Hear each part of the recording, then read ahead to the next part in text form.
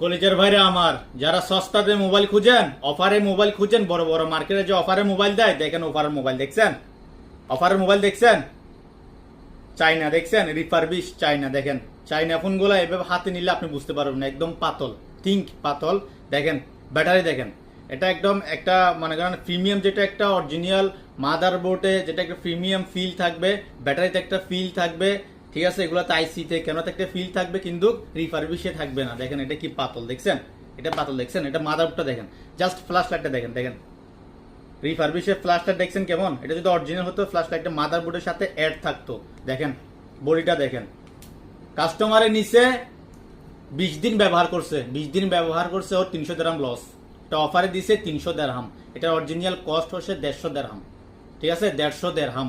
আর এটা যদি বাংলায় যদি আমি কনভার্ট করি, আর যদি আমি বাংলায় কনভার্ট করি, 300 দিরহামের প্রাইস পড়ছে বাংলায় প্রায় আপনার 9000 টাকা। আর যদি 150 টাকা যদি অরিজিনাল কস্টের হিসাব করি, তাহলে পড়ছে কত? 2 থেকে 2500 টাকা পড়ছে। দেখেন চাইনা, চাইনা কিভাবে দেখছেন? এটা একদম পাতল কফি, কফি মাদারবোর্ড, যেটা মোবাইলের মেন ইঞ্জিন দেখছেন? তো যারা যারা সস্তায় মোবাইল খুঁজেন, বলেন ভাই ওই মার্কেটে অফার দিচ্ছে, মার্কেটে অফার দিচ্ছে, কিভাবে দেয়? অরিজিনাল মোবাইল সব জায়গাতে প্রাইস সেম হবে, ঠিক আছে?